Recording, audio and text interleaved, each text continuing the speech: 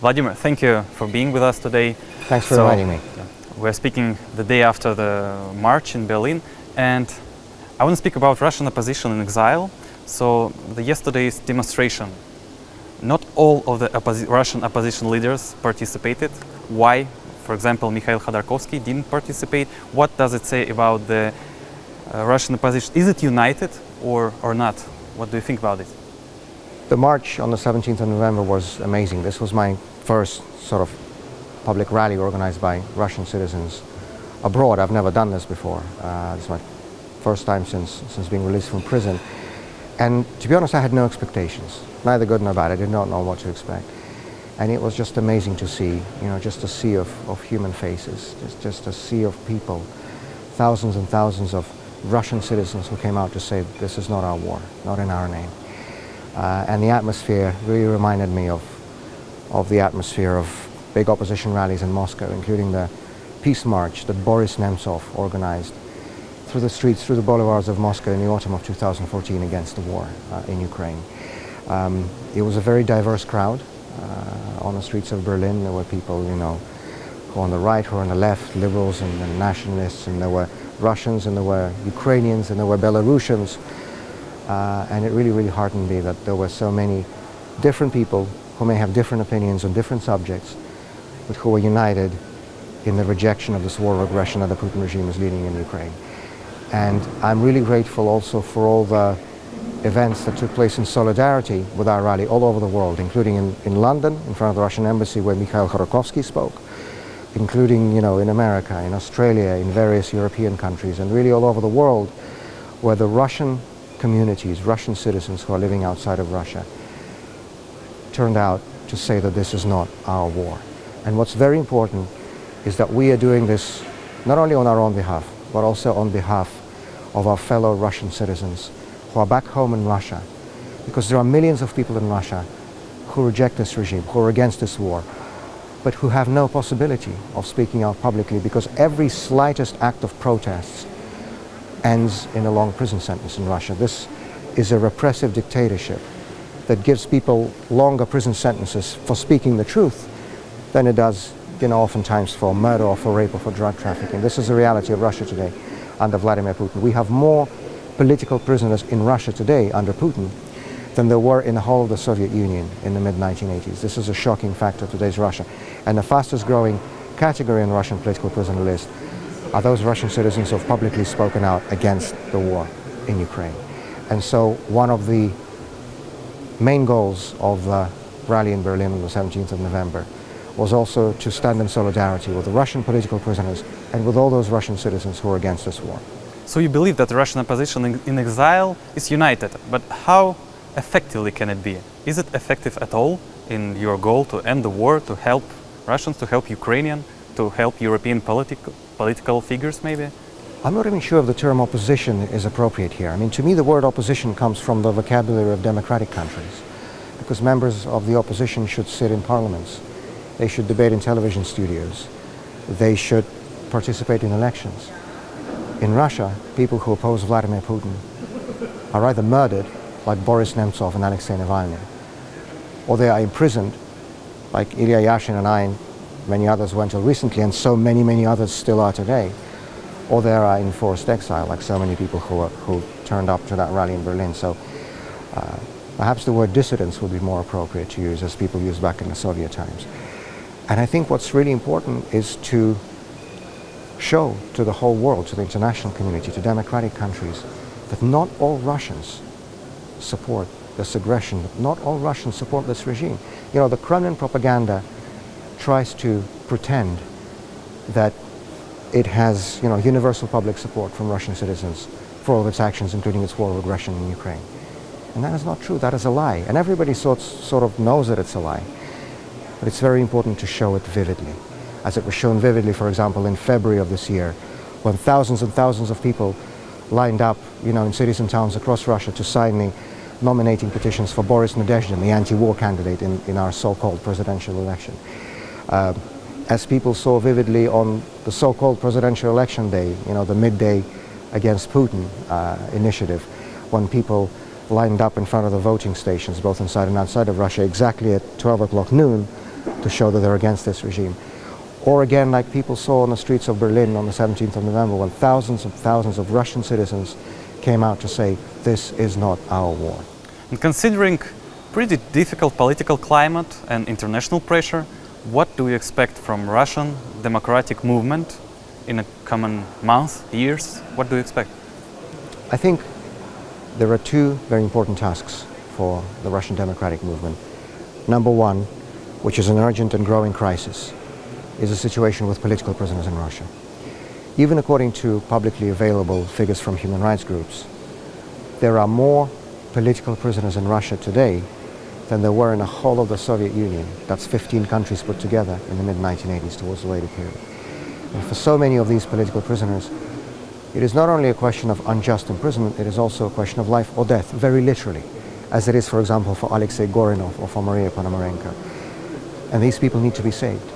And I believe that the international community has not only a right, but also an obligation to intervene in this crisis and to help save the lives of Russian political prisoners, those Russian citizens who have spoken out against the war in Ukraine and are imprisoned because of it.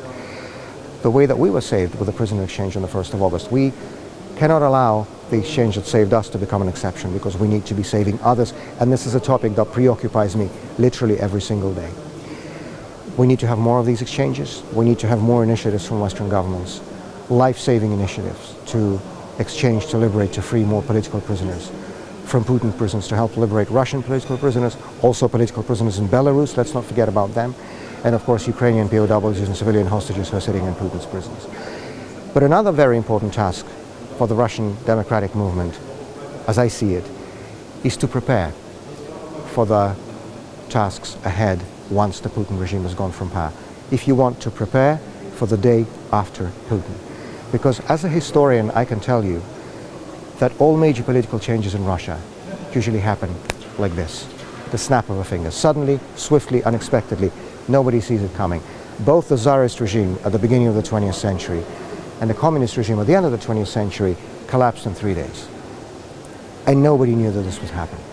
And so many people were unprepared because of it, and that was a big problem.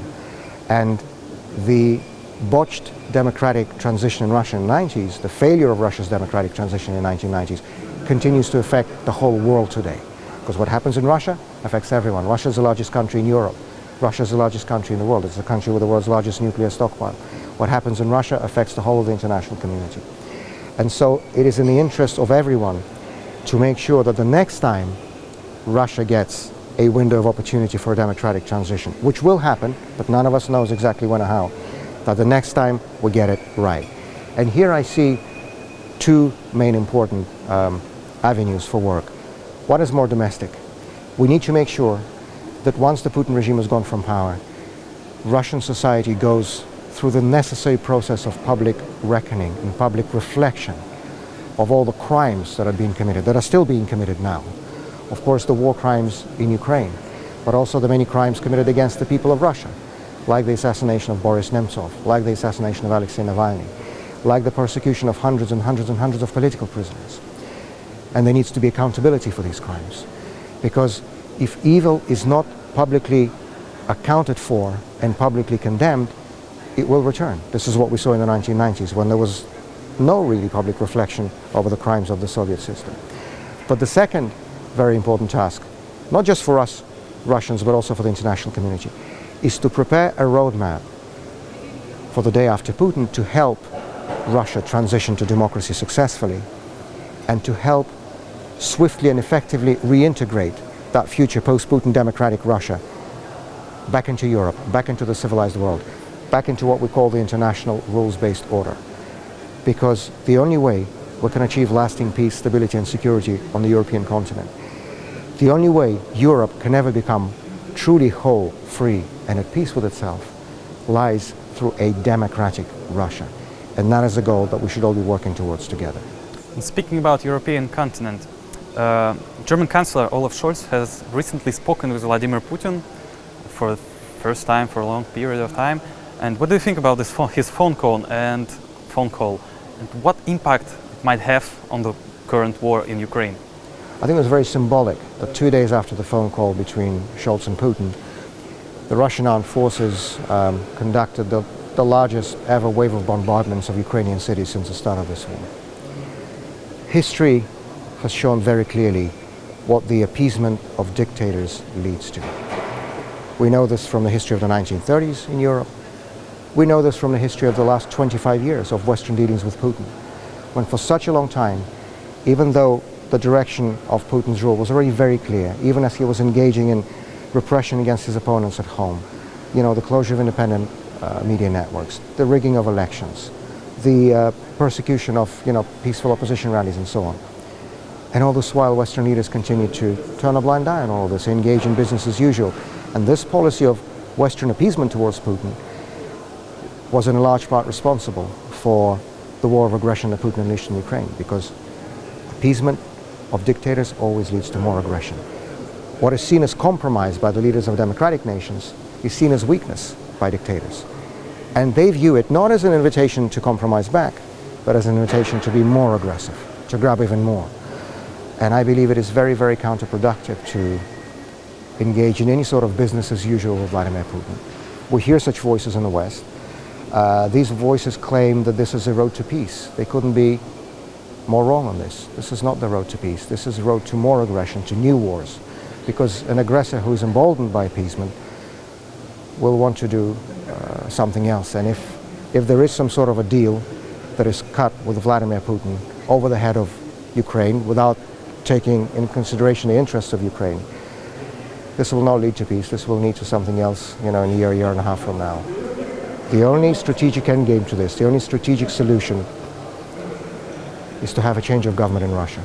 Only when Russia has a democratically elected, legitimate government that would respect the rights and freedoms of its own people, and that would also respect the civilized norms of international behavior, only then will Russia stop being a threat both to itself and to the outside world. Speaking about war in Ukraine, yesterday President Joe Biden allowed to use American missiles, ATACMS, to strike deeper into Russian territory. What do you think about this call, and how it might, in your opinion, how it might impact the war in Ukraine? Well, I'm not a war expert. I don't claim to be, but I think a lot of people expected President Biden to make this decision in this sort of lame duck period of his presidency. You know, that's the period that American political scientists refer to as the period after there's already a new president-elect, but the old president is still in the White House. I think that's a note Joe Biden wanted to end his presidency on, but let's see what happens after January 20th when the new administration comes into office in America.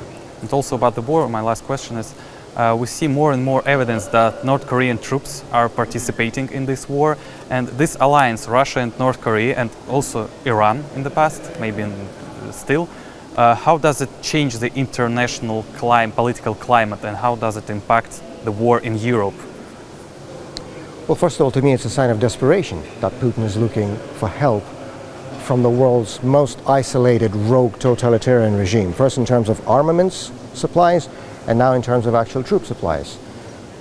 You know, a thing like this is not usually done for good reasons. It's done because there are no other options. But on the political side of your question, you know, the Kremlin propaganda likes to claim that, you know, Russia was supposedly on its knees back in the 1990s, and then the great Putin came and restored our country's greatness and self-respect and whatever. Even by the standards of the Kremlin propaganda's lies, this is a particularly outrageous one. You know, when Putin came to power, Russia was a respected country in the world stage. Russia was a member of the Group of 8 industrial democracies. Russia was a member of the Council of Europe, subject to the European Convention on Human Rights that gave protection to Russian citizens. Russia was a country that met with goodwill and with interest and with desire for cooperation by other countries in the world. After a quarter century of the rule by Vladimir Putin, well, he turned our country into a rogue nation, into a rogue state, in alliance with the world's other rogue regimes such as North Korea and Iran. And this is the real legacy of Vladimir Putin. This is something I'm ashamed of as a citizen of Russia. And, you know, we'll have a long road ahead of us after the Putin regime has gone from power, a long, long road back to normality, back to restoring the name and the reputation and the rightful place of Russia in the world.